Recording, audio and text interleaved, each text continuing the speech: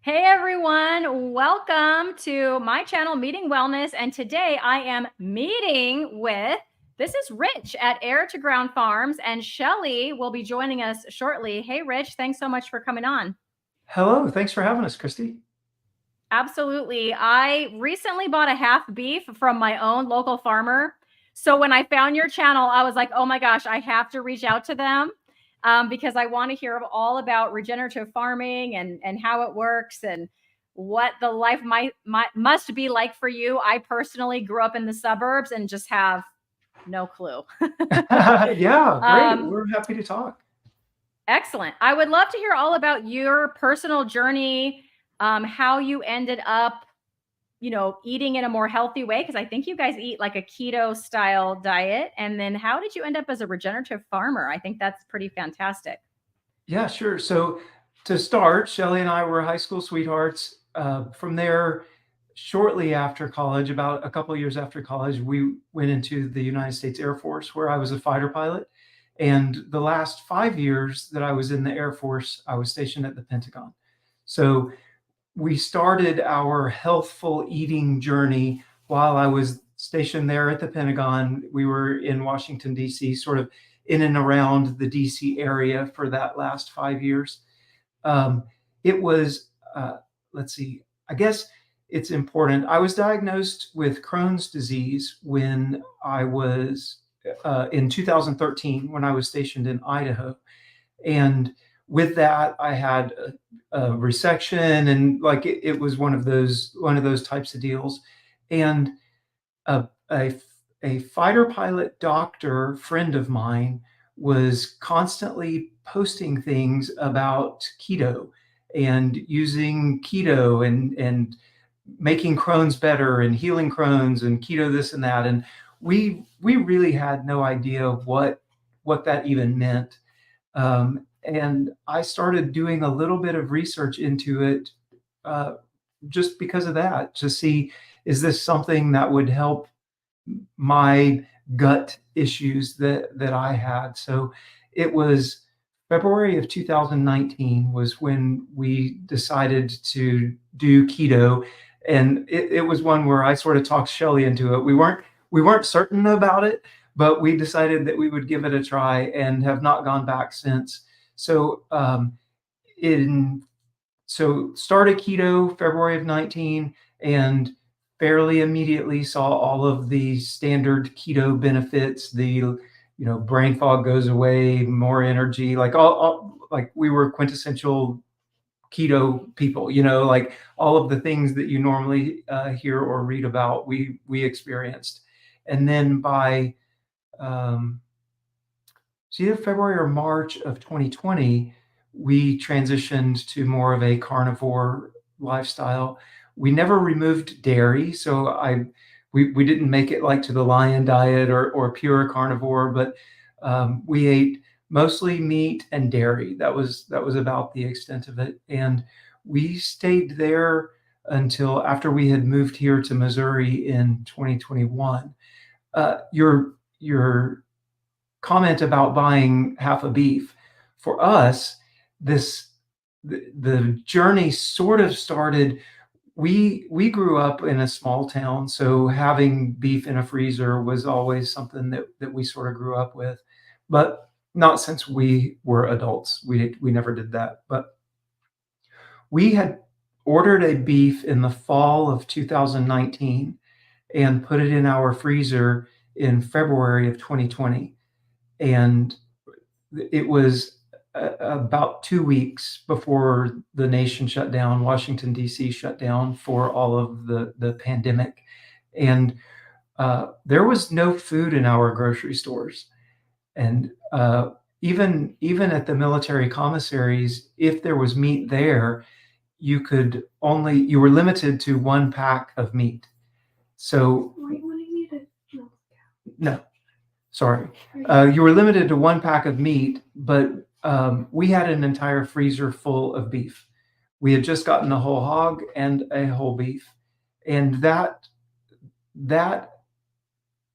feeling made a distinct impact on us. That um, the food system of the nation is very fragile. And it became really, really evident living in the metropolitan area of Washington, D.C., as everything shut down. So that made a distinct impact on us. And then we had watched Sacred Cow and a couple of other documentaries. And at one point, Shelley just said, "I want to do that." And I said, "Where?" And we started looking for places to do it. Like I said, we grew up in a small town, so agriculture um, is something that we're not afraid of, certainly. But we lived all over the world in the Air Force, so it wasn't anything that we had done as adults.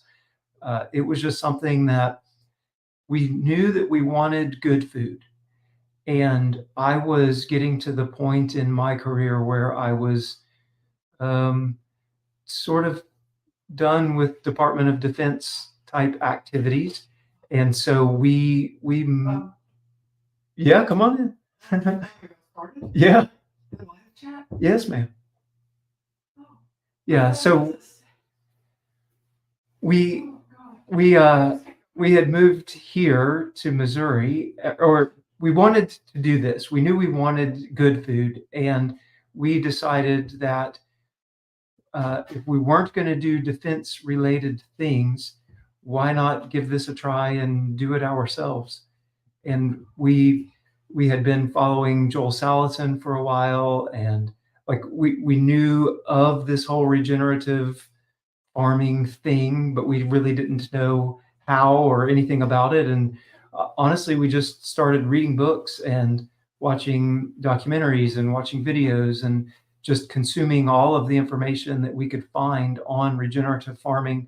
Lots of things by Gabe Brown and Temple Grandin, and I mean, like, just J&L Green Farms. Like, we started just consuming everything we could to try to learn how to do this.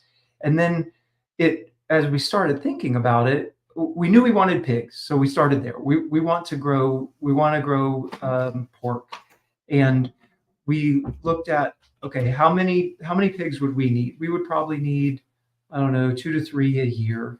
And then my mom and dad would probably want 1 or 2, and our friends would probably want 1 or 2. So as we started thinking through it, it just became well, maybe we could do more than just for our family, and other people might like it as well. So that's honestly how it got started with a farm, and we became regenerative farmers. It went from, we want good food for us, and transitions to, we think we can make good food, enough of it that others might be able to enjoy it as well. Wow, that's incredible. Hi, Shelly. Thanks for coming Hi. on with me today. I'm so excited. I already told Rich, but you weren't here to talk to you guys, because I recently bought a half beef, and then I found your channel. I was like, this is so cool. I want to talk to some real live farmers, and here you are. So yeah. Well, thank you for having us. Absolutely. I feel like you're so rare. It was to find my local farm. It's still an hour away from my house. So it's not, I mean, it's local-ish, right? But I have to drive, a pretty good distance. So was there any particular reason that you started with pork? Is it just something that you like, or are they easier to raise, or? They're fast. Yeah, I think it was one of the things. Yeah, we could get some feeder pigs, and we knew that we could raise them in about 6 months and actually start producing some meat on the farm. Before a cow is ready, you can grow, I don't know, 6 pigs, So it really was the thing that we knew we could get ready to actually get onto somebody's freezer pretty quickly. And we knew we started there, but I mean, like, that was just like, I think in our mindset, when we got here to Missouri, we took a little leave right as we moved here. We got back to the farm like full time in August of 21. By December of 21, we had guineas, ducks, chickens, livestock guardian dogs. We had gotten 3 different batches of sheep. We had feeder pigs on the farm, and beef cows. So like within 3.5 to 4 months, we knew we didn't have a whole lot of time. So one of the things Joel Salatin talks about in some of his you can farm type books is if you're older than about 35, you're too old to be going at this alone. You need to find a younger partner that can, has all of the energy and all of the things. And we said, well, we're like at 48 yeah at the time. yeah we better hurry. That's how old I am right now. So I could still become a farmer. I could quit teaching and become a farmer. Absolutely. Yes. You're just going to have to run really fast. We just knew we had to go Yeah. fast. And so we didn't take our time with anything. Some people will say, start with chickens and raise your chickens for a year or two. And we're like, no, we're going to start with everything and figure this thing out. That's awesome. I love the just jumping in with both feet approach. Plus, you guys are keto / carnivore-ish. And so you probably had a lot of energy for, more so than most 48-year-olds. At least that's the way I feel eating this way. Most people wonder how we're able to do it. And I think that our diet plays a huge part in our ability to keep up. We watch people who are 20 years younger than us. I'm sure you're the same, who they can't keep up with us. Oh, yeah. Sometimes my 11-year-old students can't keep up with me. Like in PE, we have to do push-ups. I'm doing the push-ups, like I'm demonstrating the push-ups, and some of the kids cannot do them. So yes, I get it. So I would like to hear more about what regenerative farming in general.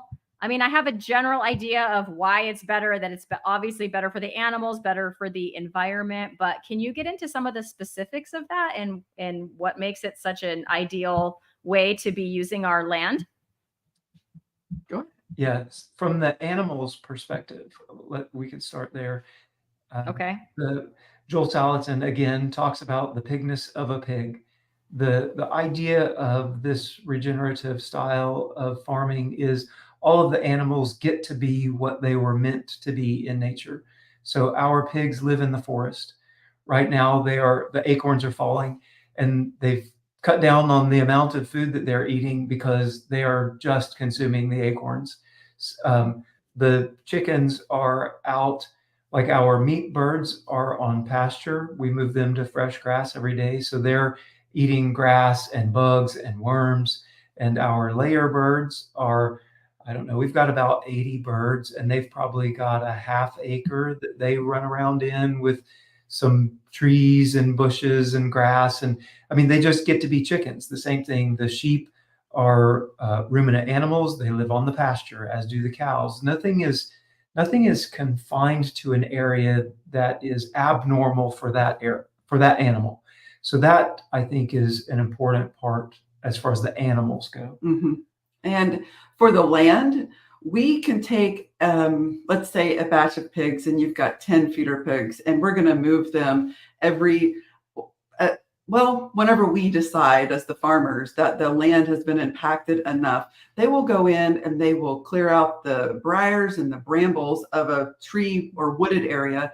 And we will clear that out with the pigs. And then as time goes, grass and other things will grow underneath those trees rather than just the brambles. And the impact of the pigs and their food and their feet and their poop and their pee actually adds biology back to that dirt, and grass grows.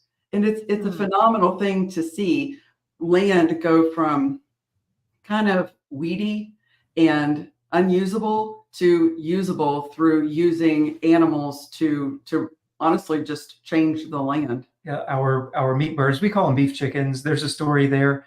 Our youngest daughter, Michaela, it was just sort of a slip up one day. She was 10. And she just mentioned that she was going to feed the beef chickens. It just made sense to her that they weren't layers, they were food, so they must be beef chickens.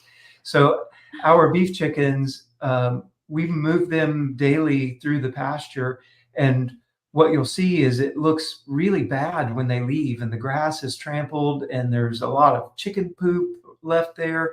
And within about 3 weeks, that spot is now just bright green. It's a different color than all of the grass around it. It is as if you have spread chicken manure on your pasture, which is what people do to add biology and fertilizer to the pasture. We're just doing it with live chickens. And then there's our ruminants. Now the ruminants, the cows and the sheep do one of the best jobs at adding the soil biology back to the soil and really increasing the production of the grass after they leave. Yeah, a few of our pastures were used as hay fields for I don't know how many years by the time we got here. And so the nutrition level of the pasture itself was low. And what we've done is constantly rotating our ruminants through those pastures.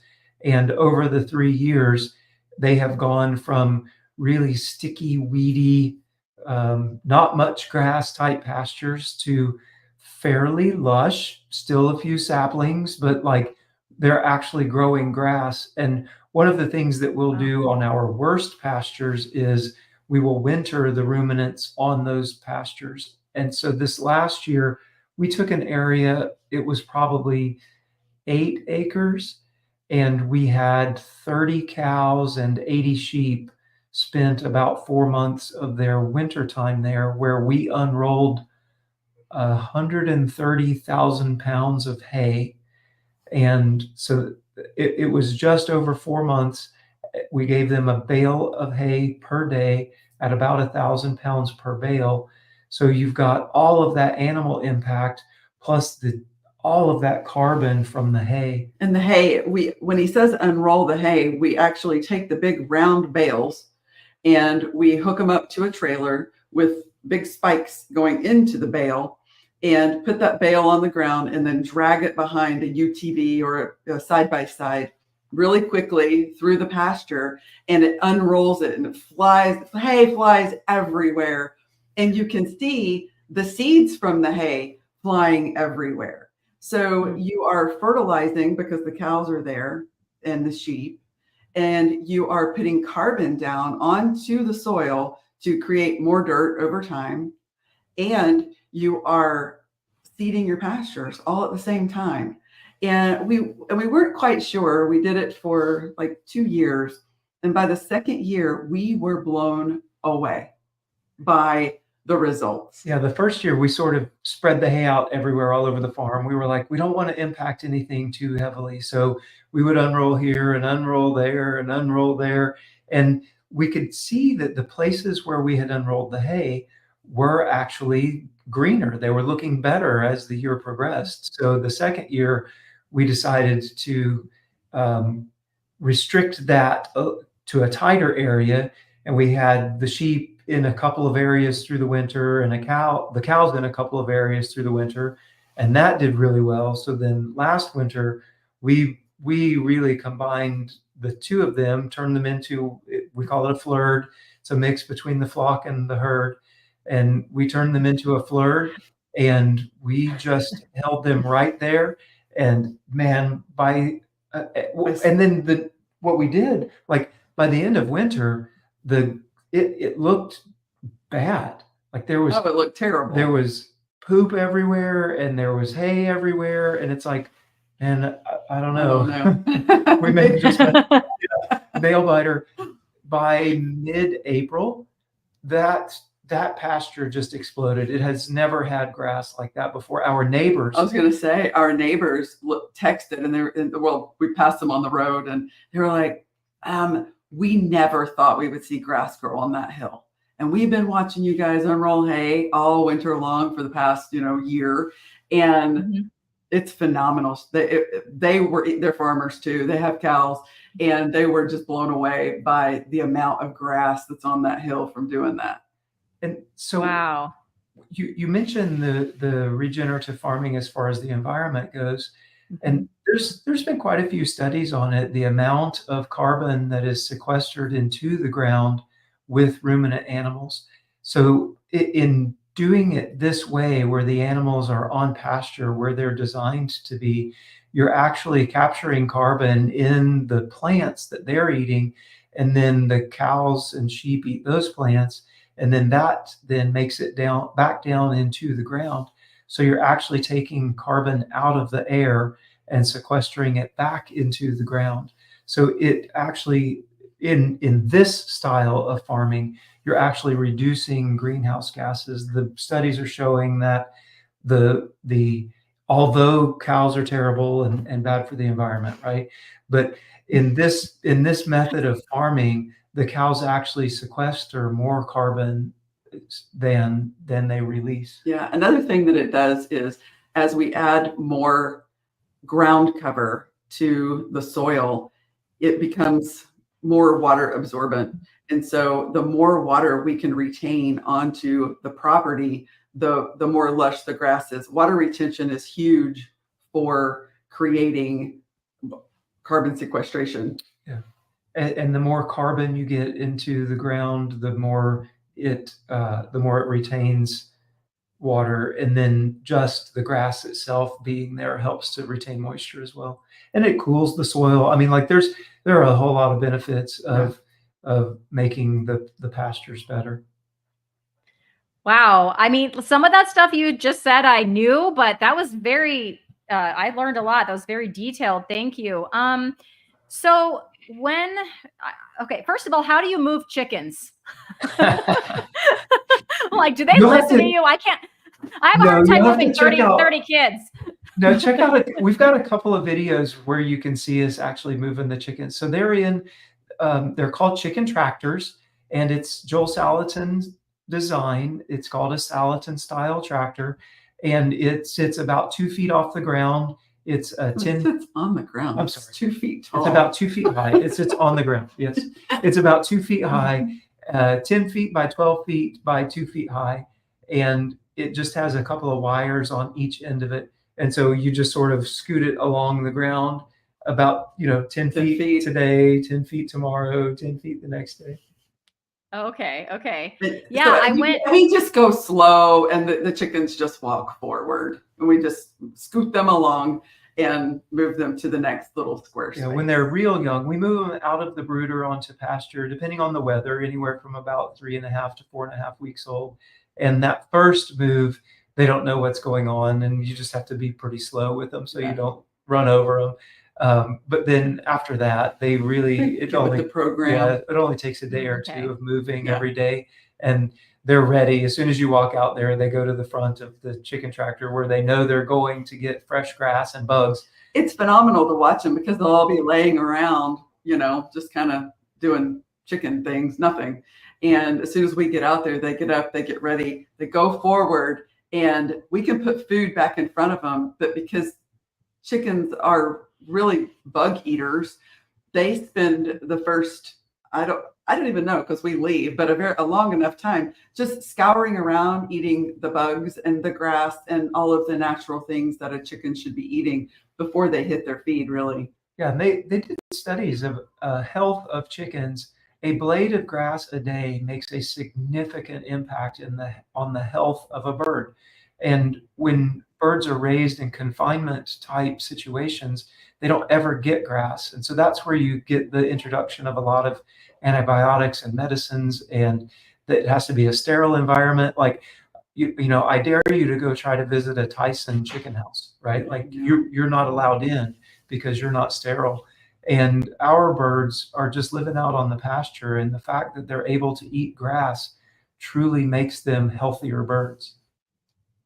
So the very first interview I did with any kind of a farmer, I've just done one other one. It was a long time ago, and it was like a pasture raised egg. Like that's what they did. That's all they had. And she told me a lot of stuff about the differences in like the quality of the eggs. Can you tell us a little bit about that? Like the quality of your eggs versus just regular store-bought eggs that have been raised in cages or things like that? The number one thing that you'll see is when you crack it open, the yolk is orange. It is not yellow. And we're all used to a white egg from the grocery store, and you crack it open and it's got a yellow yolk. And ours tends to be, it leans more towards the orange hue. And that is because of the grass and the bugs that they're eating. The phytonutrients that they are eating makes the yolk be far more nutritious. And I think there have been studies, he probably has the numbers on more of the studies that they've done on the nutrition, that the nutrition is higher on a pasture raised egg than it is on a factory raised. Yeah, fairly significantly higher. The shells are typically a bit firmer, harder. If we have to use a grocery store egg, I end up cracking it too hard. Just you get used to cracking an egg, right?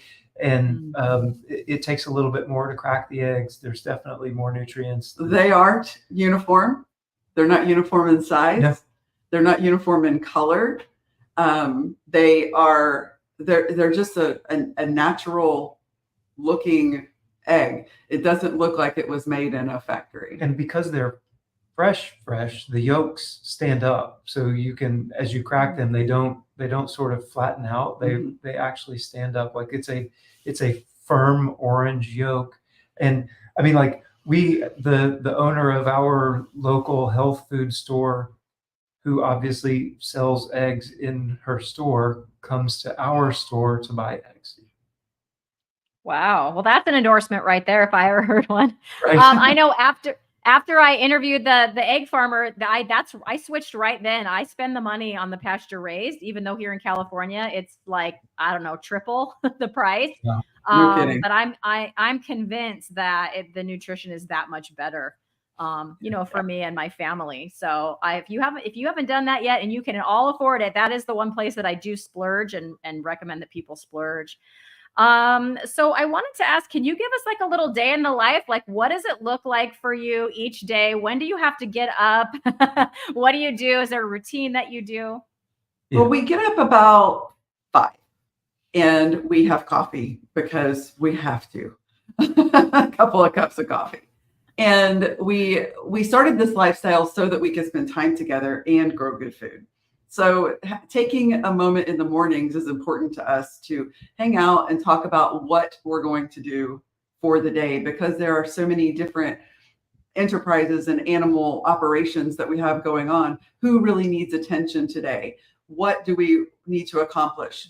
What are we doing with YouTube? What do we need to make for the channel? And we'll kind of iron it out before we get up from our second cup of coffee and get our day going. And that was something that I really got used to as a leader in the military, was a daily staff meeting that I would have with my deputies. And, we're going to start the day by reviewing what's important today. What decisions do we need to make right now? So like I walk in, sit down before I even have a drink of my first cup of coffee. I give the weather brief. He does. He gives me a weather brief every morning. I'm a pilot, and weather matters, and right. So we get and a weather farmers brief. weather matters too, Right. as it turns out. We get a weather brief every morning, and then we're able to make decisions on what types of things we can do that day based on the weather. So after we get up from our first cup of coffee, or second cup of coffee, really, it's time to go start doing chores. So by, I don't know, 7, little before 7, we're up and at it at the chores. And that morning, typically, like if it's a morning where it's Shelly and I and our youngest daughter Michaela, really helps out a lot as well. So it depends on, that's part of our staff meeting, is Michaela around, or are we doing the chores by ourselves? Who's here to help or who's not here? Yeah. We kind of do a delineation of duties based on who's around. Really. So typically one of us will get the stuff ready and go milk. We have 1 cow in milk right now. We have 3 A2 jerseys, and one of them is currently in milk.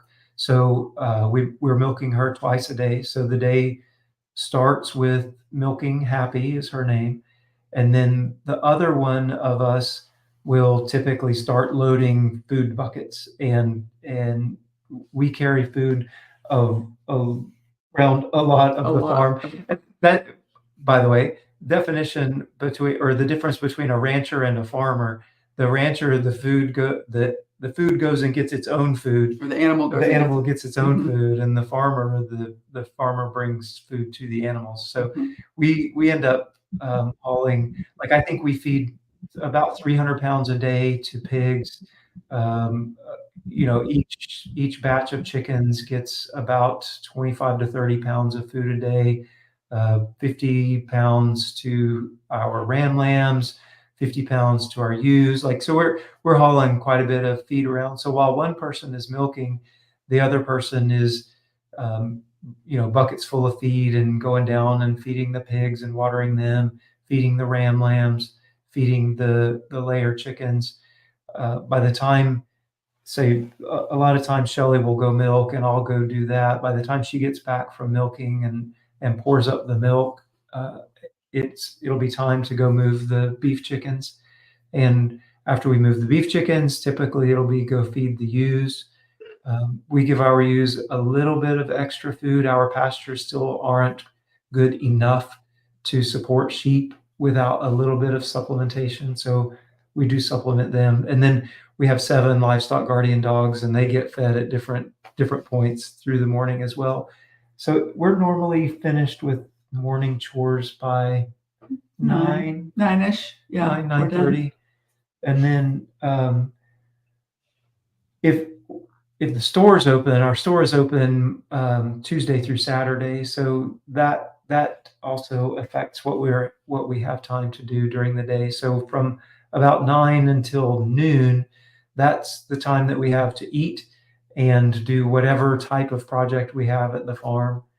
Whether it's moving a set of animals, taking care of something that's on the outside, or creating YouTube content. So that's the time frame that we kind of have right now during the main part of the week to get those things done. And then what we've been doing is on Tuesday through Friday, Shelly's been going to the store. She leaves at about 12:30. And the store's open from 1 until 5:30. So while she's there, I'm finishing up a farm project around here or editing YouTube things, like that, those types kind of things. Solo activities that Yeah. doesn't require more than one person. And then she's normally back home by 6. We'll grab a bite to eat and then do rounds, or we'll do our evening rounds and then eat, depending a lot on weather and just the weather and the time what's going on. Of course, things change whenever it gets to be winter time. That was kind of summer operations. In the winter, we have to start all of that a lot earlier because we're in the central time zone here in Missouri, and it gets dark relatively early once the time changes. And we'll have to start our evening rounds at 4:30. So that actually, it's kind of nice after these long summer days, and we're able to kind of relax a little bit more in the evenings because it's dark. So the farmers don't want to farm and be doing farm projects in the dark. So it actually gives us a little bit of respite in the wintertime because by 5 o'clock, we're pretty well done with what needs to be done outside. Yeah, winter ops, at least one of the milkings is in the dark. Yeah. So you're either starting early in the dark or finishing late in the dark. Yeah, that's true. So I did see your video about Happy the cow, and I put a link in the comments if anyone's interested. That was a great video. I'm curious because you talked about needing to milk her twice a day. How long does it take to just my family, my mom's family had a dairy like in Oklahoma, but I was only there when I was like 5 years old. It was a bunch of cows, obviously, but I just only have a vague memory. But how long does it take just to milk Happy? Start to finish, from setting up the jars and the station to pour it to back in the house and all of the milk put away into the refrigerator, 1 hour for one person is about what it takes from absolute start to cleaned up and finished. To go out and milk and do the actual milking that you saw in the video, 30 minutes probably total. When we were milking 2 cows, it added about 5 minutes to that. Yeah. Okay. So just the milking portion. Yeah.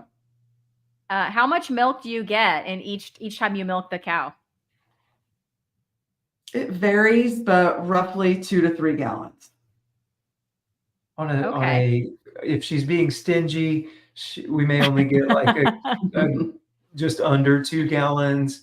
If she's being generous, almost 3 gallons each milking. So, and that doesn't seem like a lot. And initially we were like, oh, that's not too bad.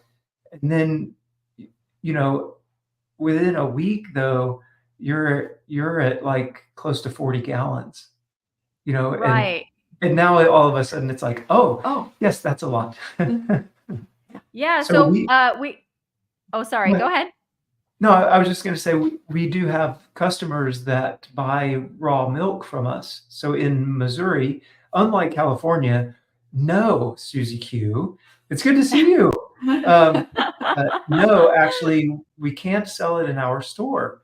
We're in Missouri, it's illegal for you to sell raw milk retail. We can sell it Okay. off farm and we can deliver it.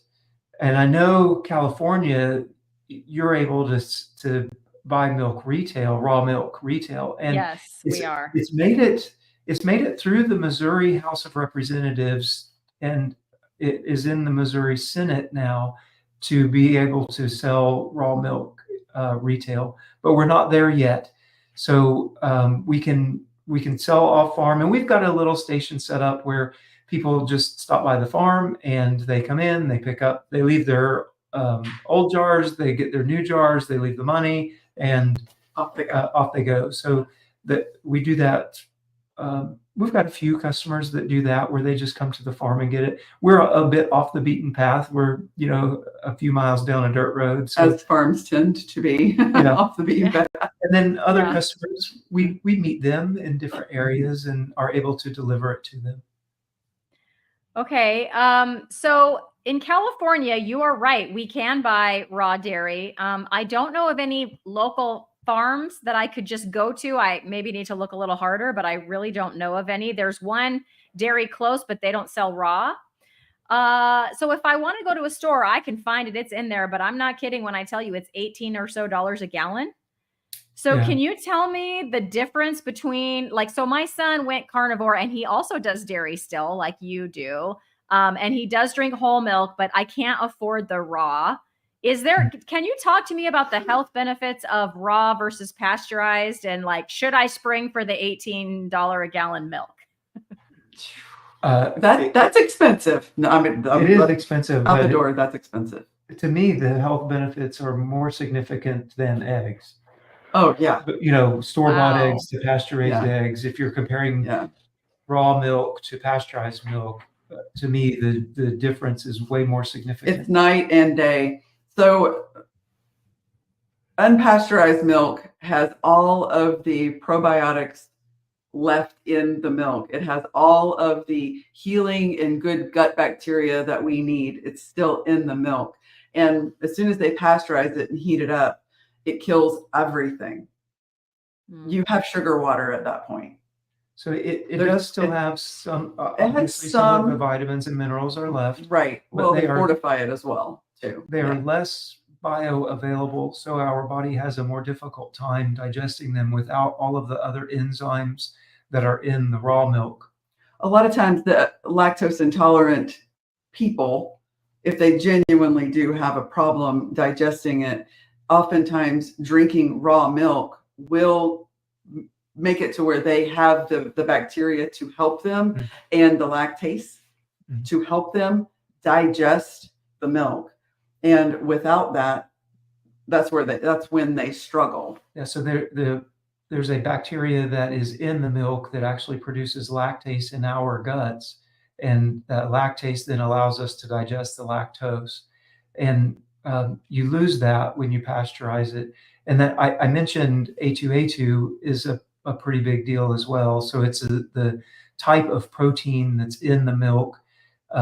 Humans produce A2A2, goats, sheep, camels, elk. Like it is cows used to, thousands of years ago, cows were A2, and it was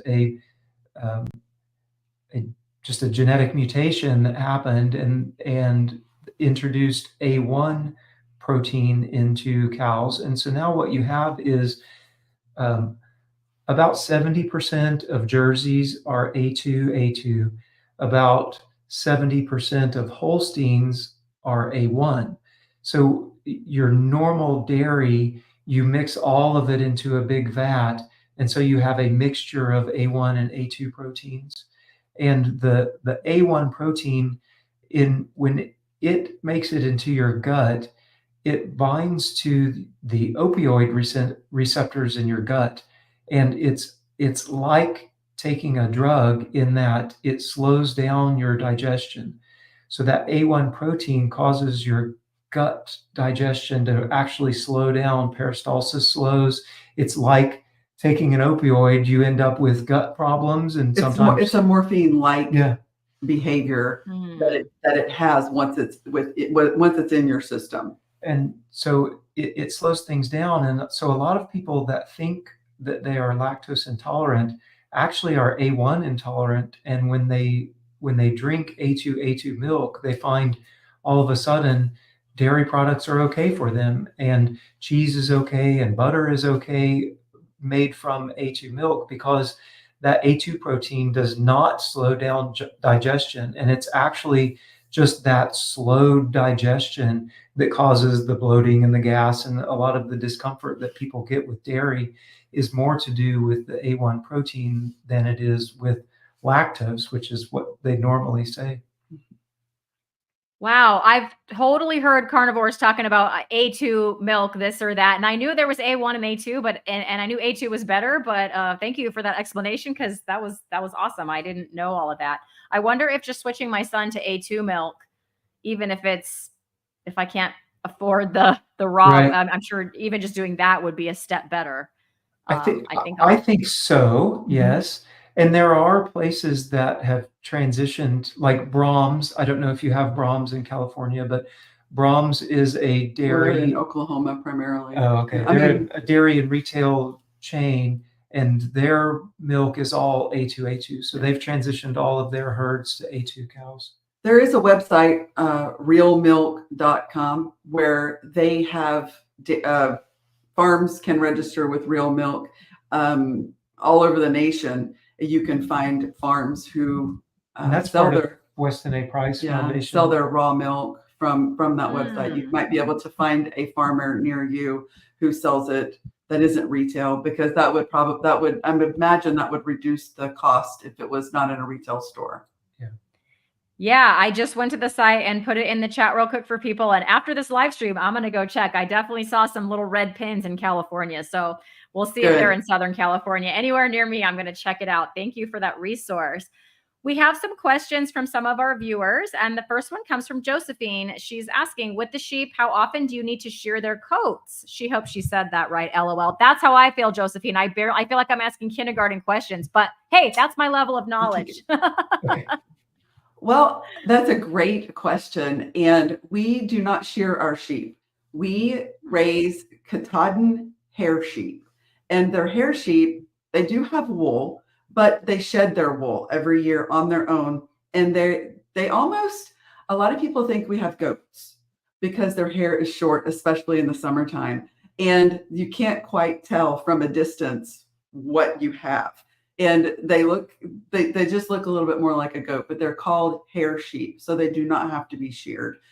We were doing a farm tour one day, and we said something about our sheep, and the person was like, "Oh no, those are goats." And I'm like, no, they're sheep. And they're like, "Oh no, those are goats." And I said, okay. Okay. So they are Katahdin. They originate, the gentleman who created the breed with mixing other breeds was from Maine, from the Katahdin area. And so wool sheep is actually something that humans bred into them. I think it's about 3 generations. Wool sheep will start shedding their hair as well. So it's something that you have to sort of keep working at to keep the wool sheep being woolly. It is a more natural state for them to shed their wool annually. And ours, when they're young, they don't always shed it well. And so it looks almost like they've got dreadlocks hanging, they're like a Rasta sheep. But they shed it all by themselves. Oh, that's so cool. You learn about sheep and it's like you just see the big woolly sheep. Like, I thought that's how sheep were. So yeah, we didn't know either. It was something that we had to learn also. The majority of sheep that are raised for meat are hair sheep of some sort. Yeah, and Okay. there's different reasons to raise different ones. Like Dorper is another breed that you'll hear about often, and they are a bit bigger. They grow a bit faster, but they're a little less hardy when it comes to parasites and stuff like that. Katahdin is the reason we chose it is it's a pretty good mix of all of it. So they're not huge, but they're not tiny. They're not, the best with parasites, but they're not the worst. So they were sort of a trying to get the best of all worlds with Yeah. that breed. Yeah, that's awesome. Okay, and then our other question coming from Mama Cracker, she would like to know, do you feed the dogs fresh from the farm? And thanks for saying dogs, because I did have some other questions about your dogs too. So We do not. We could, and I know that a lot of people do. We have so many. With 7 dogs, they can get protective over things. And if we have some by themselves, we will do treats like bones from things being processed. But for us, because we have all of our meat USDA processed, with the exception of the chicken, all of our meat is USDA processed. So we a lot of that is packaged for sale and consumption by humans, and people buy the bones to make bone broth. So for us, it's older bones, Sometimes we'll give them to them, but what they'll get after each other. And no, we don't need dog fights on the farm. We want them doing their jobs, and they do their jobs really well because we have 7 livestock guardian dogs around the farm. We do not have predator problems. They keep all of the unwanteds away. We went out the other day and there was a small vermin type animal who shouldn't have been where it was because the dogs took care of it, and that's what their job is. And the fact that they eat kibble style dog food, they eat, but they don't argue over it. Yeah. So my question about the dogs kind of had to do with what you were just talking about, Shelly, about the predators. Like, what kind of predators do you have? When I was at the egg farm, there's even like mountain lions, and she has these 3 giant dogs with they come from Russia or something. I forget the breed because I'm not a dog person. I'm a cat person. But I mean, these dogs will like face down a mountain lion if they have to, just keep them away from the chickens, and then like bobcats and that kind of stuff. How about in Missouri? What kind of predators are we looking at? We've seen a very large black bear on the farm. We have coyotes that are all around the farm, and coyotes love a snack of sheep. The worst losses we've taken on the farm have been to raccoons and possums. I think we've lost more to possums than anything, and that was before we had the dogs roaming while they were younger. And that possums and raccoons get used to the dogs barking, and they still test the waters. And when we were able to let the dogs roam the farm, we have stopped having any losses to Raccoons predators. and possums, they don't. They're vicious. They don't. They'll wreak havoc on a chicken flock, and they don't. It's not like, oh, they went and got a chicken because they were hungry. They will go in and just annihilate them and leave them lay. It's awful. Yeah, we went evil. to a chicken tractor one morning, and we had 45 chickens in it. And when we got there, there were 18 alive, and most of them were laying there dead with their heads pulled off. Yeah. Like the raccoons, they'll just eat their heads off, and then the rest of the bird lays. And the possums, they'll eat from the opposite end and sort of eat their guts through their vent, and then let the birds lay. So they're pretty vicious, both of them. And we lost quite a few birds initially. Oftentimes people will say, well, I can't afford to feed the guardian dogs. I can't afford to keep them or whatever, but they have a farm. But can you afford not to have them? And with the amount of livestock that we have that predators would love to get a hold of, it's worth the money to not lose the livestock. Yeah, well, I think I would think that it's worth it. And so is that what they do? They just kind of patrol the farm? Right now we have our biggest male, and by the way, they are a mix of Great Pyrenees and Anatolian Shepherd is their mix. And some of them look more Pyrenees and some of them look more Anatolian. Our biggest male, he's close to 200 pounds. His head is at least as wide as my chest. I mean, he's a big boy, and that he is in with our ram lambs, so he's protecting them. The area that they are in right now, we're pretty sure a bear tried to get them last year, and so we leave our best dog in with them, and then we have a fixed female and 2 males that are roaming the farm, and then we have 3 females that are currently in with our rams, and they're kind of on a border area where other dogs like to try to come into our farm, and they keep that sort of deterred and at bay. Do you ever find wounds on the dogs from like fights they've gotten in while trying to fend something off? Yeah, last night. Night before before last. Yeah, one of them came up bleeding, and he'd had his ear kind of ripped. Ooh. And yeah, we just betadined it and stapled it. One of the things that you get good at when you have this many animals and you're a farmer, well, you get good at a lot of things, but one of the things is taking care of animals in every which manner that it happens, and whether they need to be stapled or a hoof needs to be tended to. You become a pseudo vet, I guess. Yeah. With this many animals, because you can't call them out all the time. It just gets too expensive.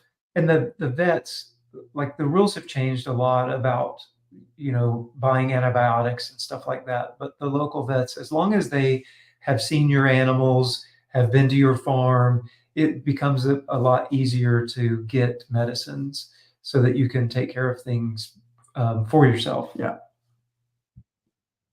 Okay, well, the sheep talk earlier generated some interest. So we're going to go back to sheep because we have a couple more sheep questions for you. The first one is from Susie, and she wants to know, are the hair sheep similar in temperament to wool sheep? I don't know, because I haven't been around wool sheep much. Yeah, I don't know. I can tell you that there are different temperaments among the hair sheep. Mm-hmm. Black Belly Barbados is a breed that is very flighty. They are not very flocky.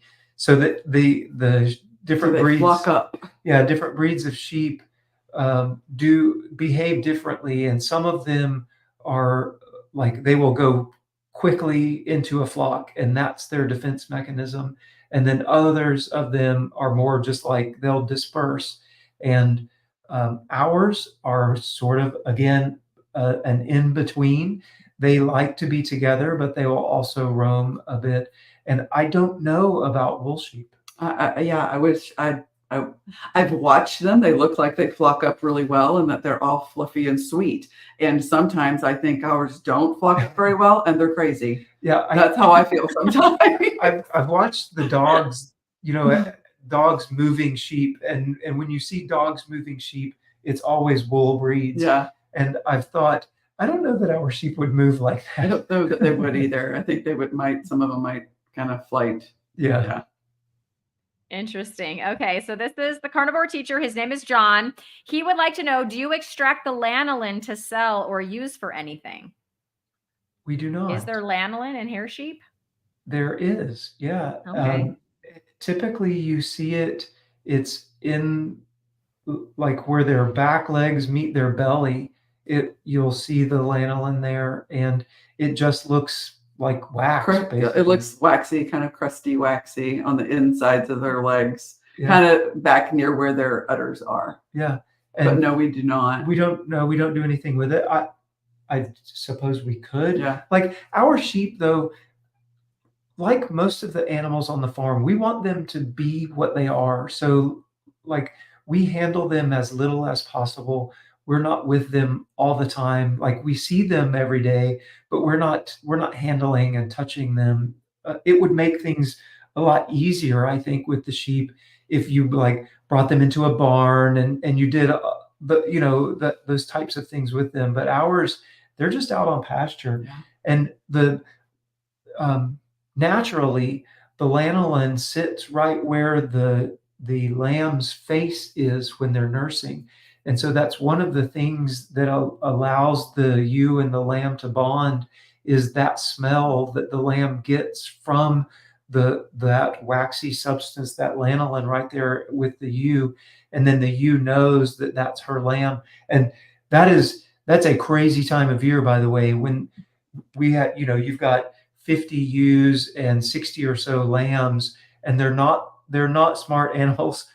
No. And so it is just chaos as the ewes and the lambs are learning each other, and there's a lot of crying and bleating and So much commotion. yeah, anything like lanolin that can be used to help them get to know each other. And for all of the mamas out there, a baby lamb that's bleating for their mom sounds like a crying baby. Oh. It does. It sounds just like a crying baby, and it just really kind of rips your heart out to watch them like struggle, and you want to help them so bad, or change their diaper or something. You have 40 or 50 of them Right. saying, Right? Yeah. Oh, yeah. I can imagine the mom. I remember that mom instinct very well for the crying baby, especially when I have two boys when they were little, like when they were babies, and I'd hear other babies that weren't even mine. It was like quite the reaction. It is. It will give you that emotional reaction. Yeah, almost physical reaction to hear them. Yeah. It's crazy. My goodness. Well, this has just been like the best chat. I hope maybe sometime you guys would come back on. But I did want to kind of shout out, because you have a channel and you have a website. And so I kind of wanted to show those so everyone can hopefully go and subscribe and check those things out. Awesome. We would love that. Yeah. So here we go. All right. So this is their channel, Air2Ground Farms. And I have been watching so many of your videos lately.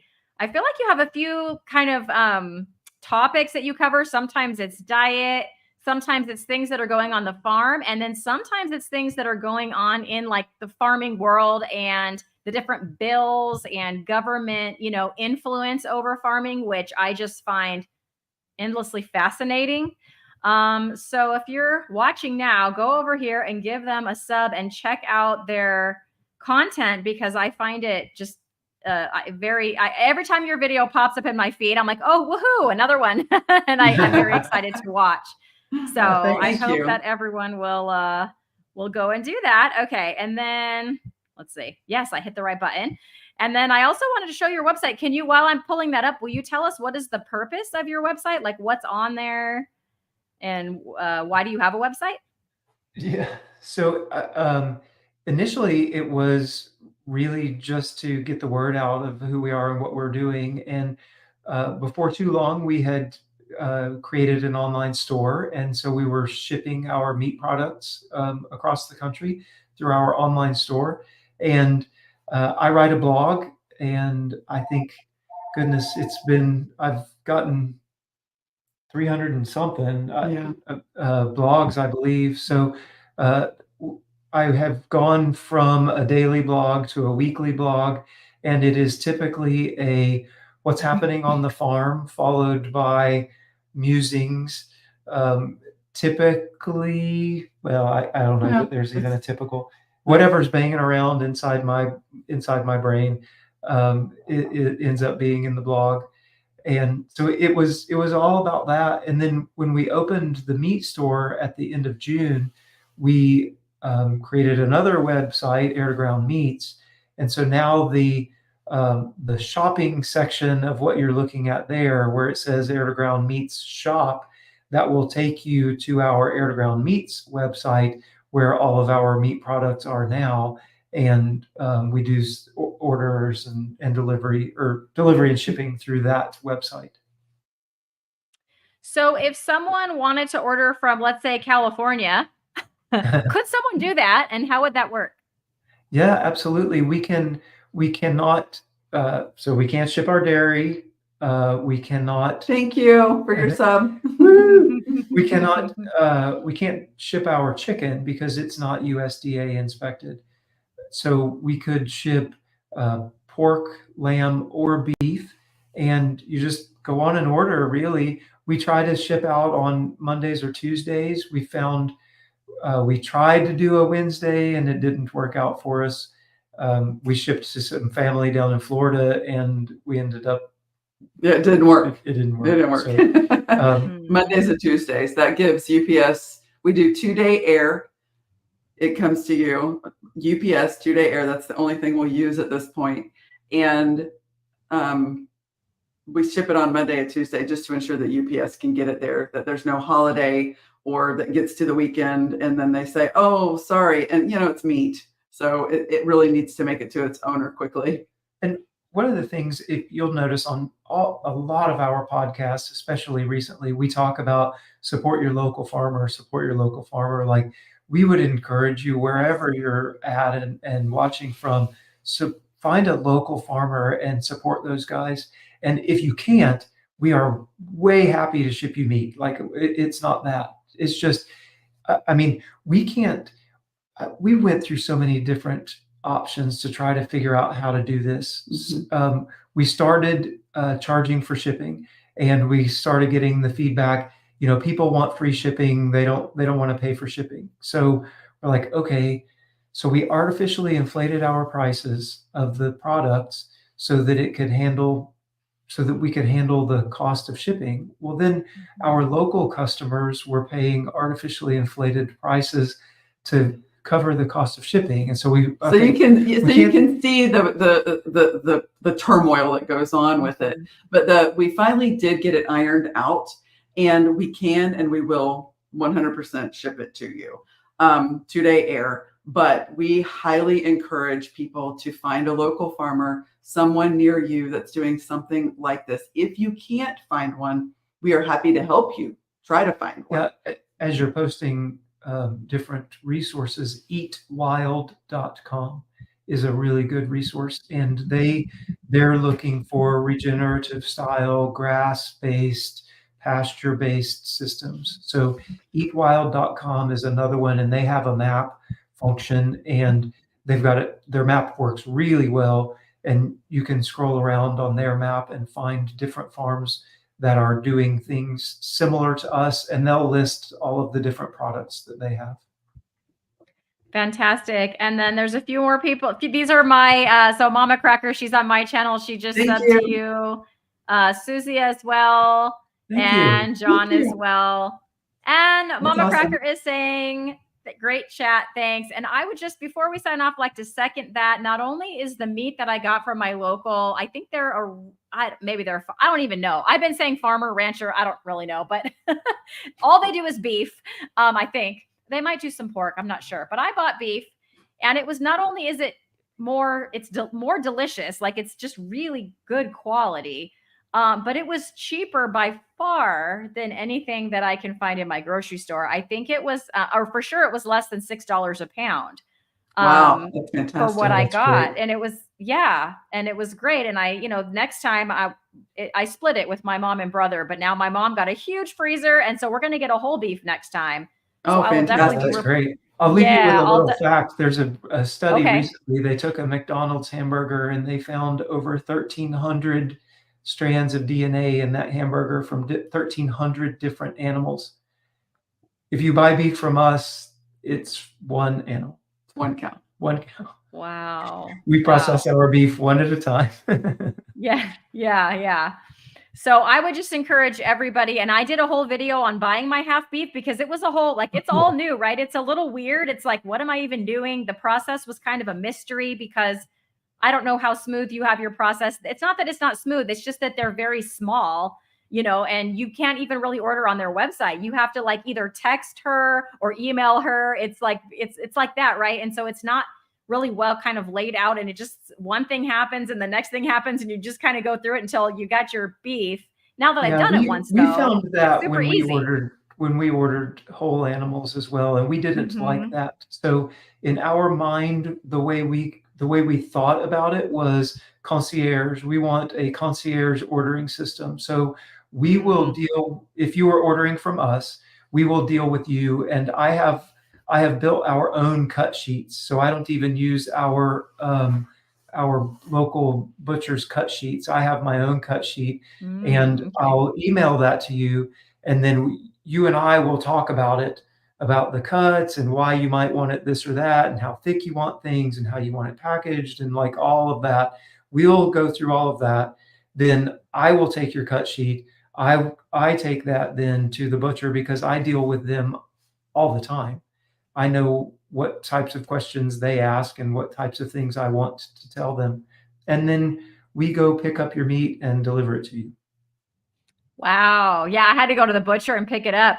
The farm is an hour from me, but the butcher's only 10 minutes from me. So that that works was out well. actually, it worked out well for me. My mom, on the other hand, yeah, she had to do the drive. Yeah.